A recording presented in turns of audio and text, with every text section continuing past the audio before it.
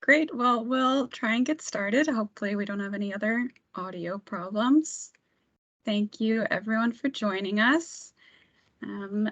My name is Anna Talmadge. I'm the Equity Coordinator for our COVID testing team at the Vermont Department of Health. Today's meeting is the third in a session of information sessions about our COVID programs. So before we get started, I'd like to remind everyone that the session's being recorded. I'd also like to recommend that during the meeting, you keep your microphone off unless you are presenting, and that you keep your camera off unless you are presenting or interpreting.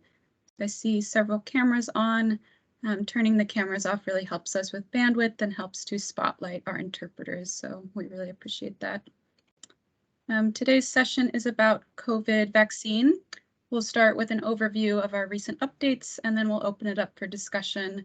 Feel free to type your questions in the chat at any point during the presentation, and then we will address them during our Q&A. Also, feel free to reach out to me on chat directly if you're having any technical problems, but we'll also be happy to share the recording. So with that, I'll hand it over to today's presenter, Monica Ogelby, to talk to us about COVID vaccine. Over to you, Monica. Good morning, everyone. Can you hear me okay, Anna? Sounds great. Thank you. I am delighted to be here. Thank you very much for having me today. I am going to share some information with you about some recent updates in COVID-19 vaccinations, including new groups that are eligible for vaccines. And we're also going to talk a little bit about the history since the pandemic started of what vaccine administrations looked like. And I also wanted to spend a little bit of time talking about some of our health equity related work. There's been a lot of conversation about how we present data and the data that would be really helpful to community partners. And so I intentionally tried to infuse data that we have available to us into this presentation. I hope this is helpful for you.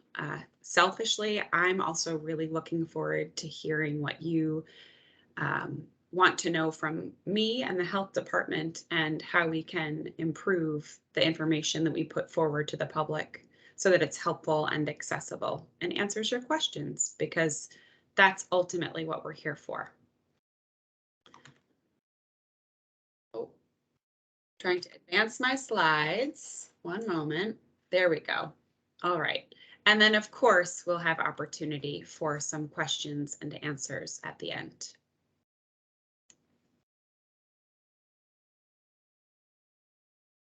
Great.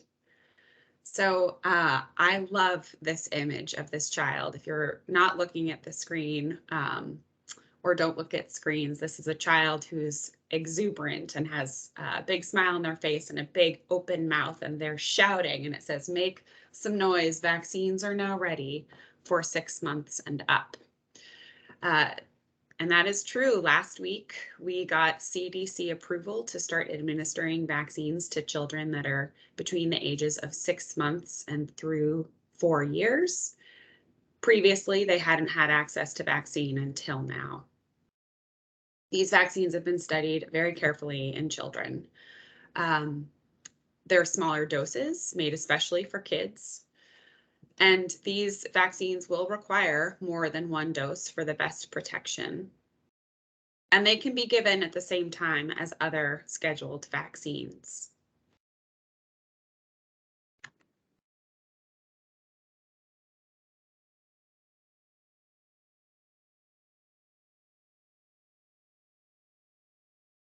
Okay. So COVID vaccines for children in this age group, how is it going to impact our state? There are approximately 26,000 children in this age group that hadn't previously been eligible to get a COVID vaccine. To get more specific about the products themselves and how they'll be delivered, there are 2 products that were approved for children. There's a Moderna product and there's a Pfizer product. Both are a little bit different in unique ways. And my recommendation to anybody, if they're wondering which product should I get my child, is really to have a conversation with your healthcare provider. There are some families that feel like they trust the product that they got as adults, and that's what they want to give to their children. And that might be plenty of a reason, quite honestly. Both are safe, both are effective. But if you have questions about one over the other, that's definitely a conversation to have with a healthcare provider. These vaccines are going to be available at medical homes. So this would be a pediatric healthcare provider, a federally qualified health center. Ideally, what we want is for families to feel like they have the opportunity to engage with their pediatric healthcare provider around getting these vaccines. We know that kids in this age group get a lot of vaccinations. They see their healthcare provider pretty regularly. I know I have a 5 and a 7-year-old, and so when my kids were this age, it felt like we were going to the doctor's office quite frequently. So families might have questions about the vaccines. We talked about questions about type, but they also might have questions about when they should get this vaccine in terms of how it fits into other vaccines they're getting. They might also have questions because their child recently recovered from COVID, and should they get vaccinated now or should they wait for a little bit? So again, this is why we wanted to make sure that for this age group, vaccine was readily available in all the pediatric offices and all the pediatric healthcare providers, so that those conversations could happen with a pediatric healthcare provider. Additionally, there are walk-in clinics that are scattered throughout the state. Those are published on our website. They're all walk-in. There's no registration required. Our offices of local health will also be offering vaccine to WIC enrolled families. They proactively outreach someone trying to get me? Okay. Excuse me. So they proactively outreached every WIC enrolled family last Tuesday to say, we have vaccine in our office. This is how we'll be scheduling appointments. This is how we'll be administering vaccine.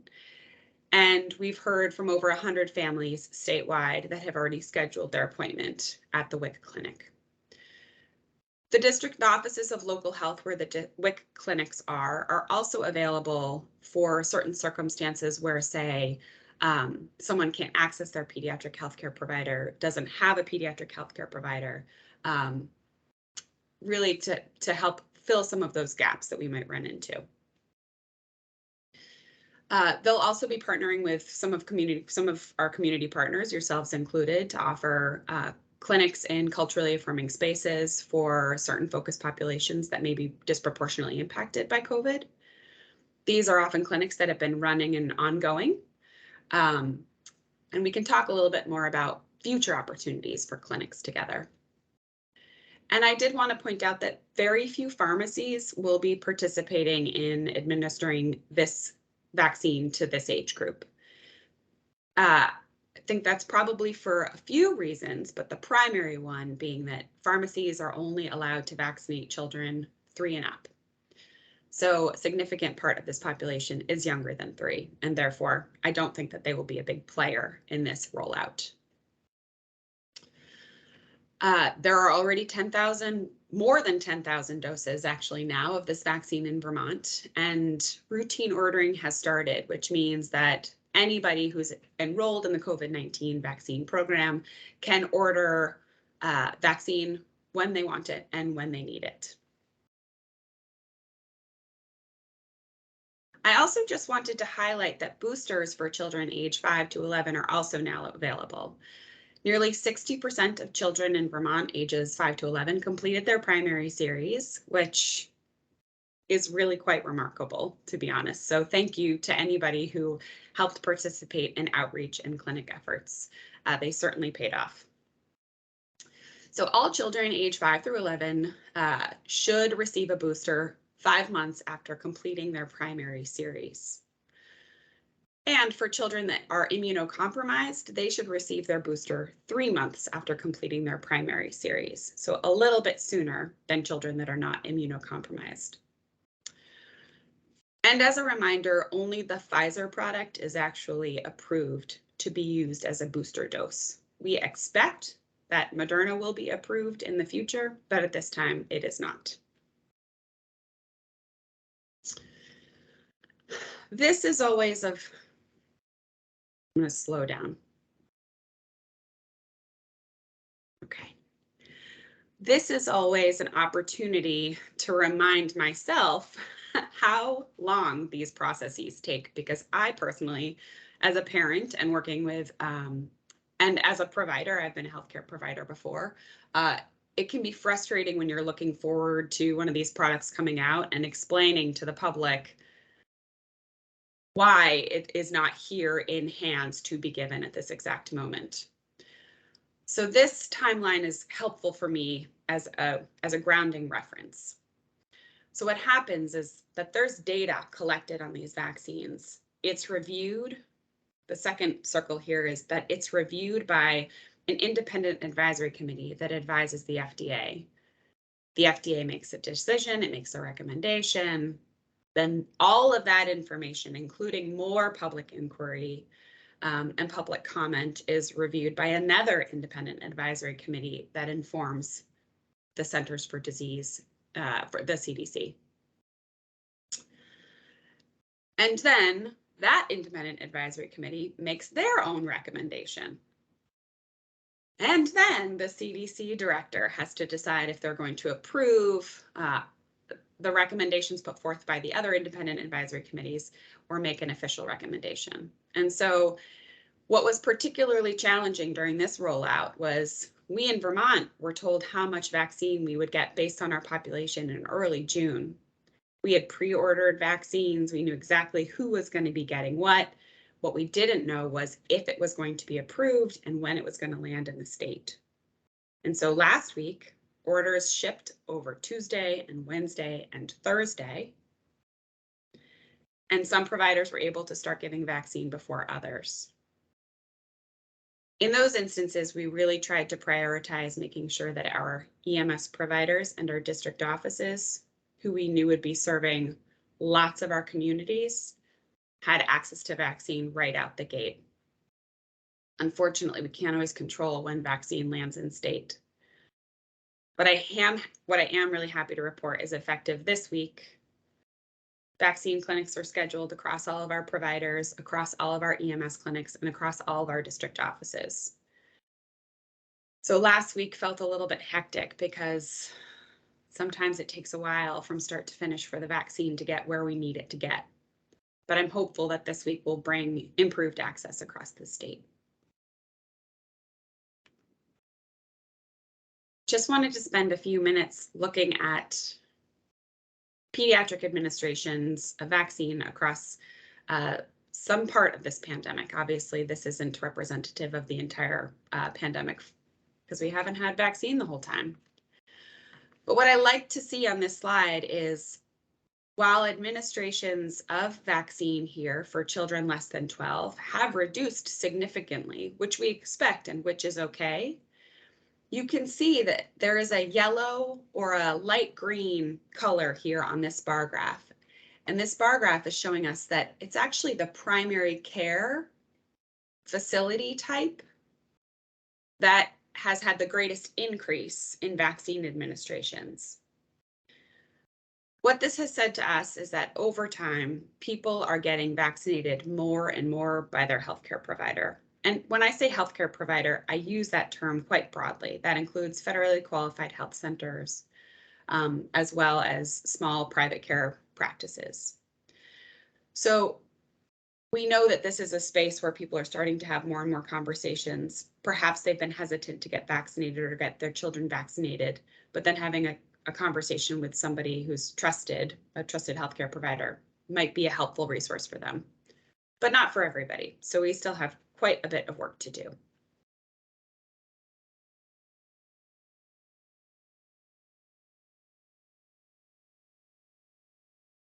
And then if we wanted to look at COVID vaccine administrations over time for the whole population, you see some pretty similar trends here. That primary care, now if you look all the way over on the right, tends to be a space that people are still getting vaccines at.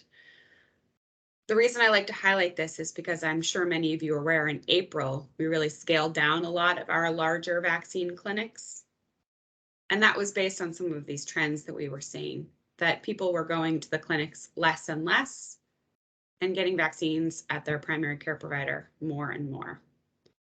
We still offer lots and lots of walk-in community clinics. They're just on a much smaller scale than they were prior to April.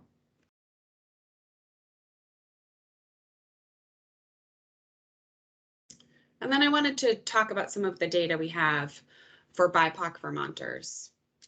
So this represents just the first dose. And if you can see here, there's a dark blue line that represents non-Hispanic white Vermonters. And then there's a lighter blue line that represents BIPOC Vermonters. So if you're looking at just first dose administered, we actually had higher rates of first doses administered to BIPOC Vermonters than non-Hispanic white Vermonters. But then when you dig into the data a bit more and we look at we look at boosters and additional doses, those trends did not continue. So if you're looking at this screen, over on the left, we have additional doses, which is any dose given after a primary series. And then on the right, we have second boosters. Over on the left, we can see that by race and ethnicity, BIPOC Vermonters for additional doses are at 63%, whereas non-Hispanic white Vermonters are at 71%. For second boosters, by race and ethnicity, we see BIPOC Vermonters are at 33%, and non-Hispanic white Vermonters are at 34%. This to me highlights that while we got off on we hit a stride and got off on a stronger foot for our first doses administered to BIPOC Vermonters, that we still have quite a bit of work to do for boosters and for second doses. And this isn't even wholly representative of all groups that could be disproportionately impacted by COVID-19. So I personally am really excited to dig into the data we have available to us so that we know what we can keep track of and also figure out how we can be doing a better job. And that's where I'm really hoping we can work together.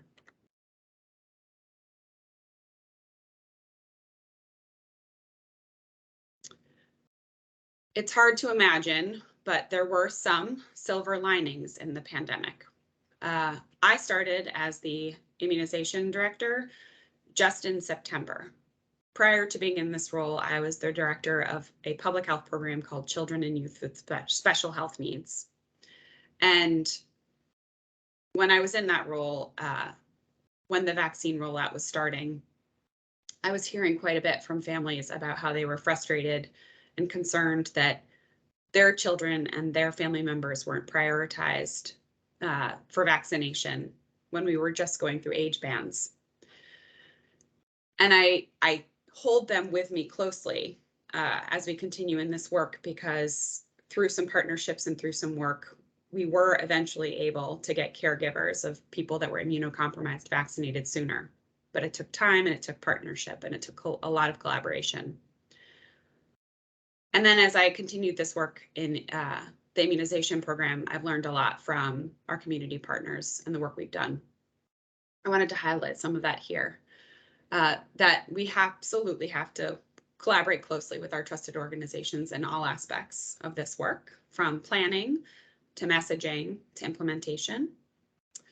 That vaccine really should be given in a very culturally affirming space, from everything from communications to outreach and administration. I think we've seen a lot of that through some of the great clinics put on through Vhei. And that information needs to be provided in a timely manner and in tandem with vaccination opportunities. Early on in the pandemic, there was a pretty significant gap in translation of materials, and over time, we were able to really shrink that gap. And really, we would like there not to be a gap. That information does need to be translated. And then access needs to include people that are or underinsured, non-English speaking, or have challenges navigating things like healthcare literacy. It's an entirely different language, and I certainly can appreciate that.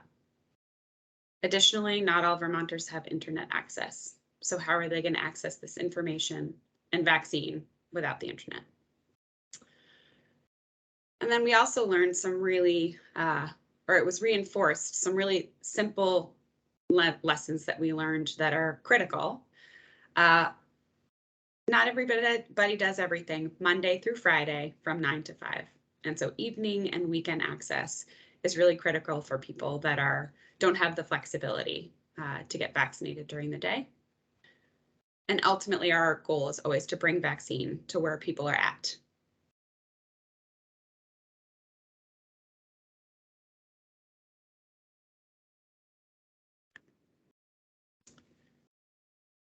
I won't go through this whole list because I think this list of partner organizations is even larger, and this group of these lists of individuals disproportionately impacted by COVID is even longer than what it's listed here. But as we think about some of our health equity work upon reflection and moving forward, we think about health equity quite broadly. And there's lots of groups that we want to make sure that we're partnering with and being conscientious of, both for COVID-19 vaccinations moving forward, but also for all immunizations moving forward. This information is a bit outdated. These numbers would likely be higher, but as of March 2022, we had successfully partnered around some really wonderful and innovative clinics. Many thanks to some people that are on this call right now. And I'm really hoping that we can continue to think creatively how we can keep these efforts going, even once things seem like they've slowed down. Doesn't quite feel like that yet. And lastly, I'm putting in a shameless plug. We welcome the opportunity to partner with businesses or organizations to offer vaccine clinics. We'll bring the vaccine to you. We'll bring the vaccine administrators to you. You can fill out a really simple clinic request form. I think it's just 4 or 5 questions. If that's not a reasonable ask, for whatever reason, that's fine. You can email me, you can call me, or you can connect with anybody that you have a connection with at the health department, and they'll get you in touch with us. And then we'll have a conversation with you about what you need, when you're hoping to do it, where you're hoping to do it, and then connect you with the appropriate vaccinating partner. I'll give you an example. There's a clinic, a new clinic called All Brains Belong in central Vermont. That is a primary care clinic that really celebrates and is intended for people that are neurodiverse. And so we partnered with them in the administration of a clinic, and they handled all of the registration and also created some really wonderful options and choices for people getting vaccinated. So they could get vaccinated in their car if that felt like the best space, or outside if that felt like the best space. They also had some sensory spaces that were really welcomed by a variety of different patients. So, but we brought the vaccine, we brought the vaccinators. So just raise your hand if that sounds like something that you'd be interested in. And I just like to say that these clinics can be promoted on our website for the public or not. That's entirely up to you and the population you're hoping to serve. Sometimes that's a really great outreach resource. Sometimes it's not welcome, and both are okay. And I think that's it for me. So I'll pause and let Anna take it from here. Thanks, Monica. Really wonderful presentation. If you could keep your slides up and maybe go back to slide number 12. There was a request of not being able to finish slide 12 yet. Absolutely.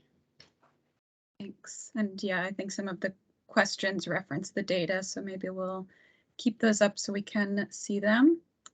We did not have any pre-submitted questions, but we have started to generate some great conversation in the chat. So I'll start to field those. Then also for the participants, if you'd like to come on your microphone and ask your question directly, feel free to raise your hand or come on your microphone. So the first question, we had some discussion about some of the recent messaging from Vermont Language Justice Project. There was a recent message saying that the children vaccine was widely available at pharmacies, but I think we've clarified that that message was referring to the 5 to 11 booster. So that is available at pharmacies, whereas this new under 5 vaccine will not be widely available at pharmacies. Monica, am I interpreting that correctly? Absolutely. This is a level of detail that some people might be interested in. We don't actually manage the doses that are ordered by pharmacies. So the state allocation is for hospitals, primary care providers, most federally qualified health centers, EMS, our offices of local health. Pharmacies have their own pot of vaccine that they order from.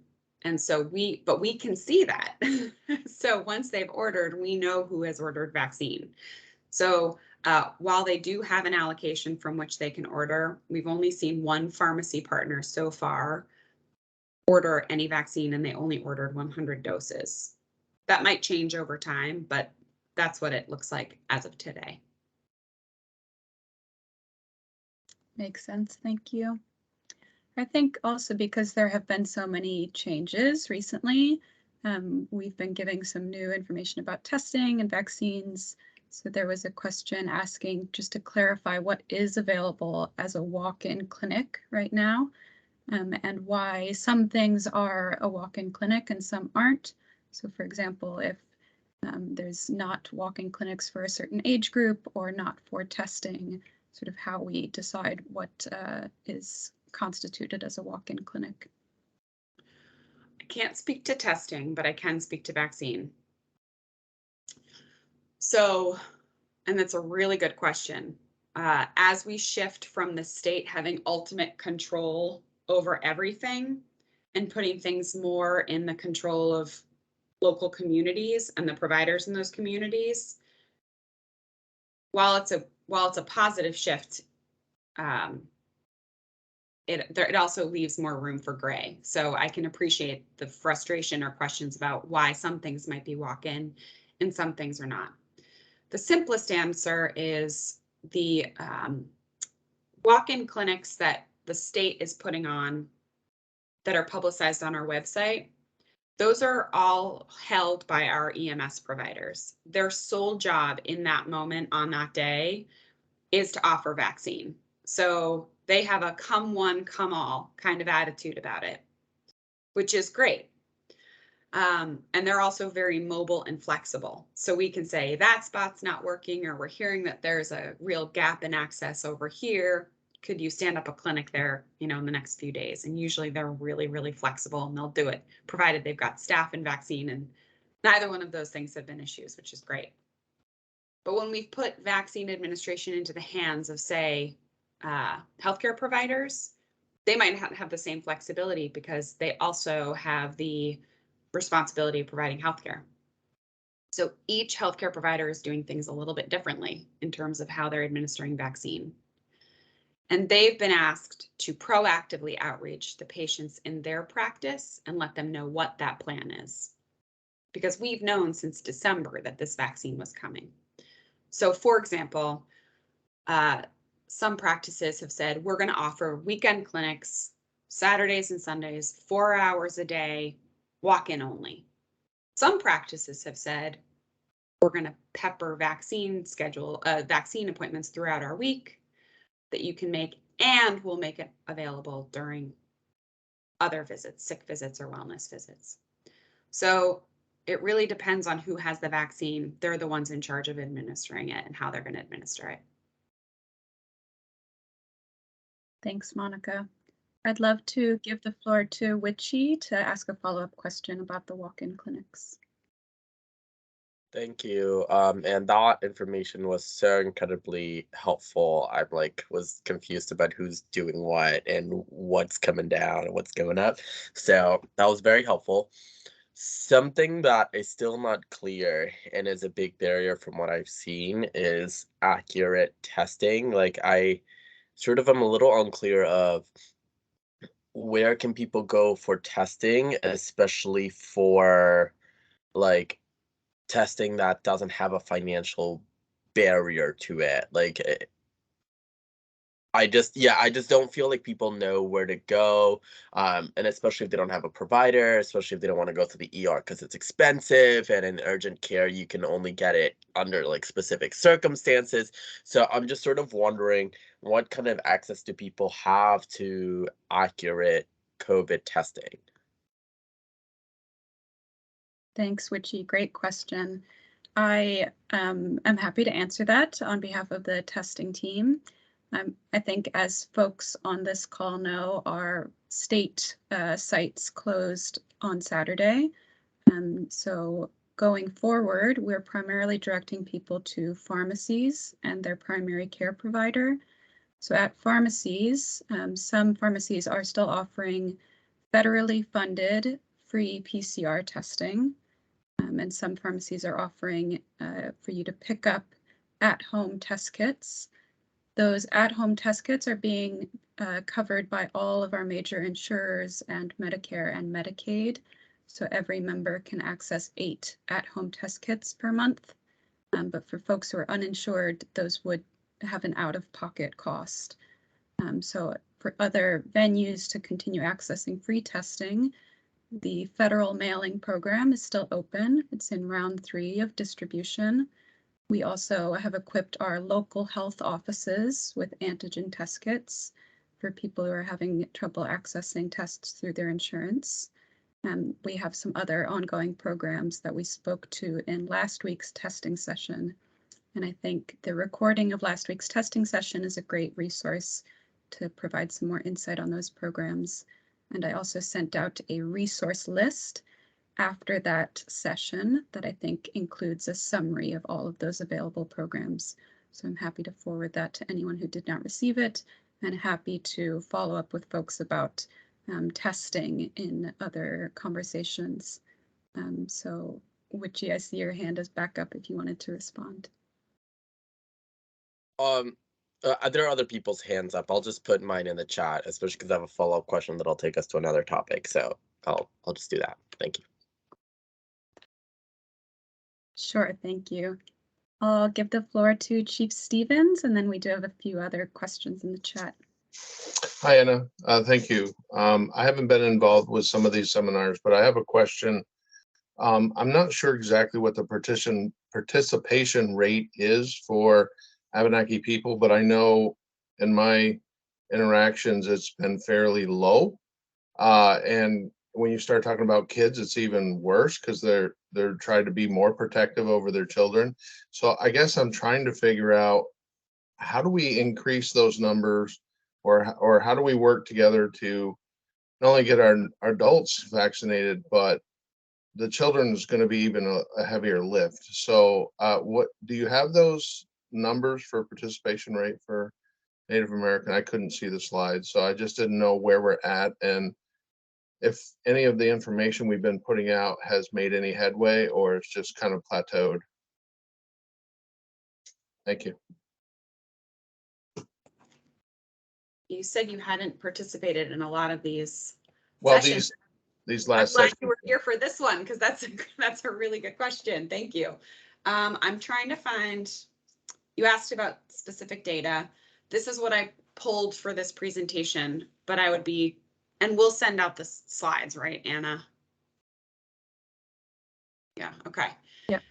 So I would be delighted to dig into this information more and think creatively with you. I think step 1 was making sure that there was access, meaning that there was vaccine in a space that was accessible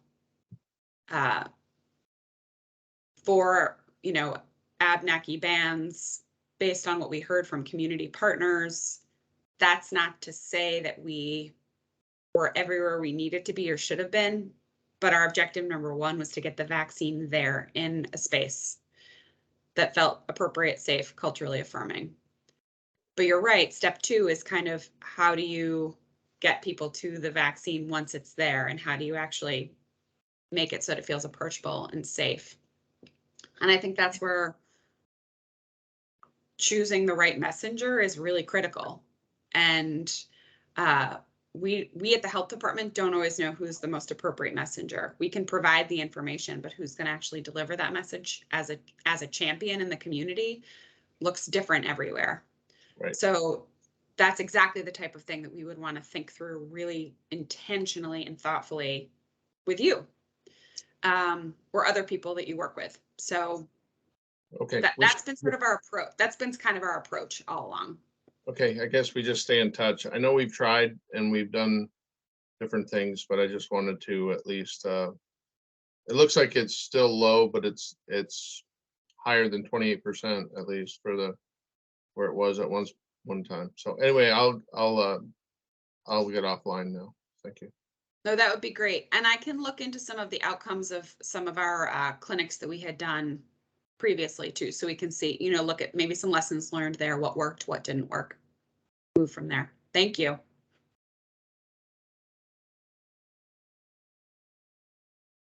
Thanks, everyone. I am going to go back to our questions in the chat to make sure those folks get prioritized, but then I see a couple other hands raised and we can open up discussion for that as well. We had one question about the process slide you presented. There is some data in one of the steps that ACIP reviews for risk-benefit analysis. So a question about whether that data that they use is also available publicly. Oh, absolutely. I will make sure you get that. All of those meetings are public, and they're not always the most fun to listen to. So they're long and there's a lot of commentary. So depending on what your day looks like, sometimes it's something you just put on and listen to, or you read the notes afterwards. So I would be happy to get that information for you. Great, we can send that out with the meeting recording as well. A link to that. A question on our Vermont data, if we want to advance to that slide, was we were noticing some disparities, not just between the race and ethnicity disaggregation, but also in age groups. So I think the comment specifically pointed at the 12 to 34 age group having a larger disparity between BIPOC and non-Hispanic white in that age band, and just any other insight you had on some of the specific disparities noted in this slide. Well, at baseline, that is the hardest age group to get vaccinated. Bar none, our older adolescents through young adults are the ones that are less excited about getting vaccinated, it appears, and that's been sort of a well-known challenge in the world of immunizations. I would be really happy to think through some ways on how we could bend that curve, and I think now that we're out of this crisis response mode, that's where I see our team's primary role and responsibility is to dig into the data and see where do we really need to be putting in a ton of effort. But certainly you're right, when you layer in any other factors, access to healthcare, insurance, it's going to make it a lot harder. So would be happy to think through that. Great, thank you. And then the most recent question was about who is administering the vaccines at the Vermont Health Equity Initiative clinics.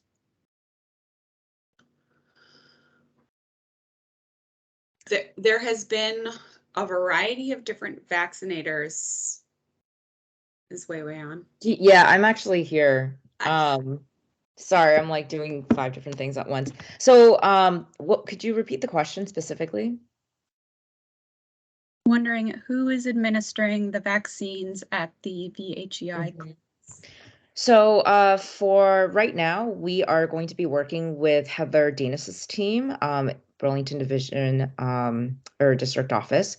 And that will be held for the under fives at the O'Brien Center starting July 16th.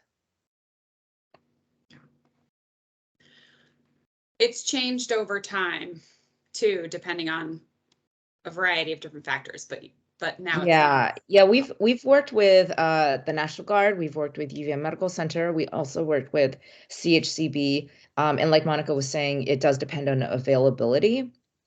We did also, especially over the fall winter 2021-2022 period, because we added clinics in the middle. CHCB, for example, was not able to necessarily accommodate due to staffing, and so we did get the National Guard in, and we ended up offering clinics every single week during that period of time.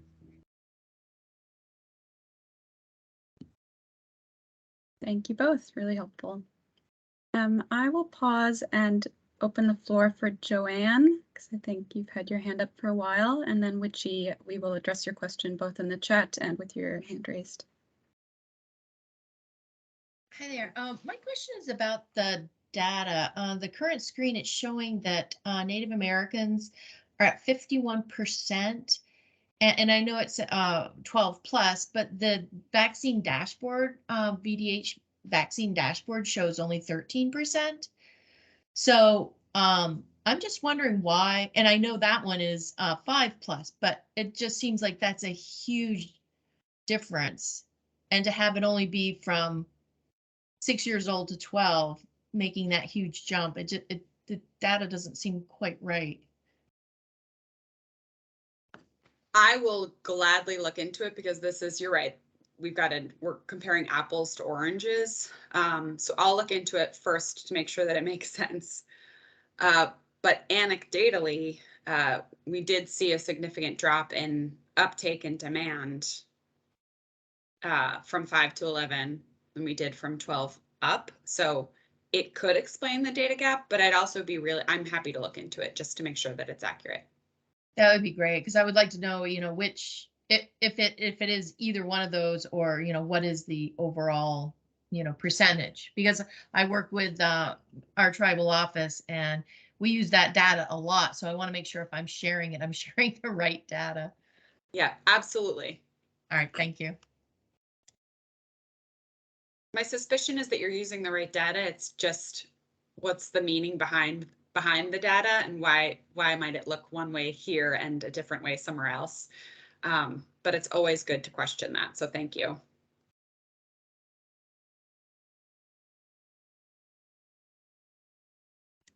Thank you. So Witchy asked a question in the chat about how deadly COVID is at this point. I think we are seeing things return to the status quo. Is this because of COVID actually being reduced and having a more reduced mortality rate, or is it for more funding related reasons? And especially this will be helpful in providing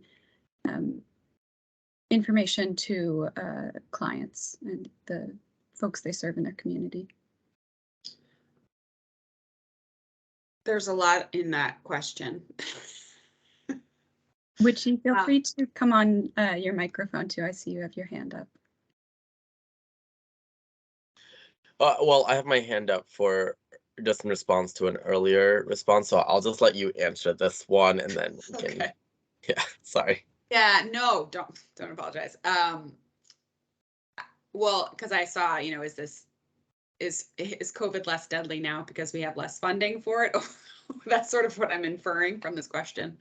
Oh, well, then let me clarify the question. The thing is like there's this weird sort of double think feeling happening where like on one end we're like it's still COVID, we're still in a pandemic, still wear your mask, I'm immunocompromised, I can't do things, the government is not helping, right? And then on this other end we're like, woo, pandemic is over, we're mostly vaccinated, free for all, yay, so it's like what like, where are we in this pandemic? What can we tell people to make sure that this like mentality gets informed? Yeah, I mean, that feels like the daily struggle, especially for those of us in public health. And I'm sure for all of you out in the community is trying to support your friends and your family in your community. I don't think the pandemic is gone. I think vaccines provide a great deal of protection from hospitalization and from severe side effects related to COVID. I think we can say that with a great deal of certainty. And so now that there's wide access to therapeutics and wide access to vaccines, I think this is the tipping point where officials have said, you know, we've got a lot in place to help protect you, keep you safe, and treat you. We also need to open up, you know, we need to open up life again for a variety of reasons, not just economic, but also, you know, mental well-being. So I think that's where that self-determination of risk really comes in, which if you're somebody in a really high risk category, that doesn't really feel great. In the beginning, it felt like it was a lot of all hands on deck, everybody help protect one another by wearing masks and staying out of public spaces. But now that we have vaccines readily available, it definitely feels like the tides have shifted. So I think there's space for both, honestly. And this is where a great deal of disparity comes in, because some people don't really have the flexibility to stay out of public spaces or work from home or take paid time off. And those are issues that are much bigger than just the Vermont Department of Health, but things that we're critically aware of and constantly thinking of. So I think it's both, Witchy. I think it's both that some people have to relax their practice, and I think some people need to tighten up their practice in response to the relaxing of the public guidance. And it doesn't always feel good. Well, thank you for that transparency. So then I guess my follow-up on that is, like, it sounds like we shouldn't be ignoring those that are immunocompromised or for, X or Y reason need to dial it back. So this is not a conversation that can be answered in like a minute, right? So I would love to continue some conversation around what are we doing for those folks, right? Like what, like, are we talking to them? Are we seeing how economically they need help? Are we like, I just don't want them to be left behind, and I think they are. Yeah, I agree with you wholeheartedly. And I think a lot of the things that need to shift aren't necessarily things that are pandemic related, but are things that the pandemic really highlighted. And so my hope, and this is sort of my personal stance, is this has really elevated a lot of the disparities that existed before the pandemic yet again. And so how do we put energy behind improving access to supportive services for people so that they can participate and live safely? But you're absolutely right. These are things that, like, in one technical session around COVID vaccines, we can't solve, but holy heck, is it all related? Yeah. I would, yeah, I'm gonna stop talking about this just because I know Elaine's hand is up and I had another thing that I wanted to say. But just like, let's follow up on this because I am ready. Like, if we need people to be talking about it, if we need community members to be talking about it, I'm ready to hit go on that email. I also wanted to mention on your earlier thing about 12 to 34-year-olds and really trying to understand why this is happening. I wanted y'all to just be aware. So I've been partnering with the health equity community engagement team to do a survey in Windham County. This first survey is more quantitative, where we're asking people, like, did you get vaccinated, yes or no, why or why not, and just sort of trying to understand the different ways that their social identities interact and mentalities interact with vaccines. And then as a follow-up, we're starting to partner with UVM to do a wider statewide a qualitative survey where we can actually sit down and interview folks, like what is people's feelings around vaccines, and like most importantly for me, I'm really worried about that 12 to 34-year-old range. And I think that's really what we should try to aim at, but also understanding that there's probably a lot of narratives that we have missed, especially because we don't collect data on any other social identity other than like what the provider puts in as a comorbidity or race, because even ethnicity is still not necessarily connected by Mayo. So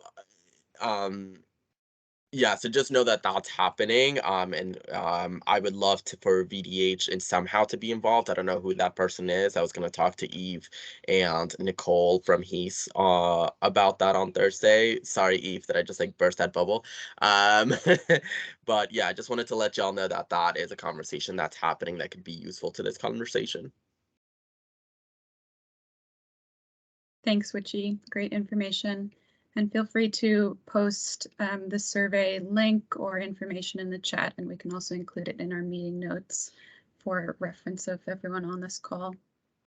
We'll let Elaine have the floor for the last question, and then I just wanted to highlight some details about accessing the recording.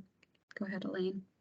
Thanks, Anna. And Witchy, thanks for those efforts with Vhei on the surveys. That'll be, I'm sure, illuminating. I actually have two questions. So one, the first one is easy. The wastewater monitoring that's being done at the few plants that we have in Vermont that are participating, that is very helpful because it is the remaining surveillance type data that we have as policymakers to decide whether we're going to change masking, or I guess that's the main one, policy going forward. So first question is, when is that expected to continue? I believe so. I have no reason. I've not heard otherwise, I should say, but I'm sure Anna will take that back and get you an answer. Great. And the second question is, so if you could go to the slide that shows the percentage change in where people are getting vaccinated with the primary care provider increase that you commented on earlier. So I haven't figured out how to navigate through slides, evidently. Yeah, that's the one. Yeah, perfect. This one? This is for yeah, pediatric. either one. Yeah. So my question is, if this data is disaggregated by, BIPOC or low income, like Yes. the question is whether the percentage of the BIPOC population that's accessing vaccines through their primaries is increasing at the same rate as the white population. I love that question. And we have that data, so we can get you that answer. Okay, great. Same for low income.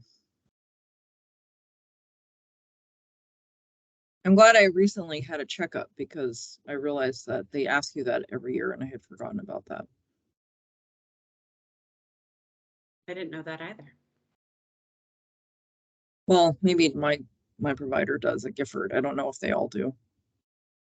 Yeah, the real question is, does that get into the immunization registry? I'm not sure, but. Oh, fascinating. Maybe we could do some cross. So many questions. So much to do. That's it. Thank you.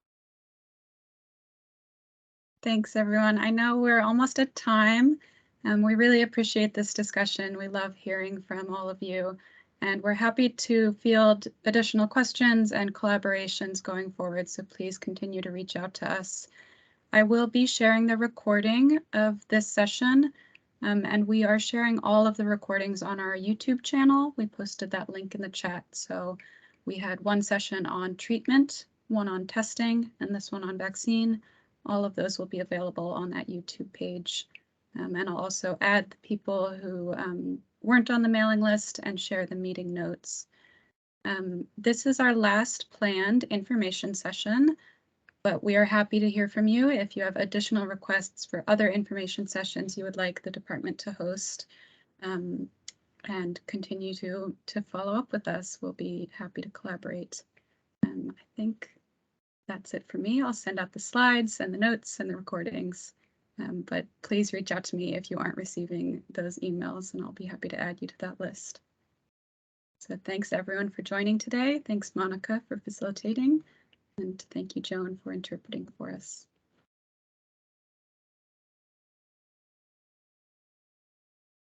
Thanks. Have a lovely day. Bye everyone. Thank you.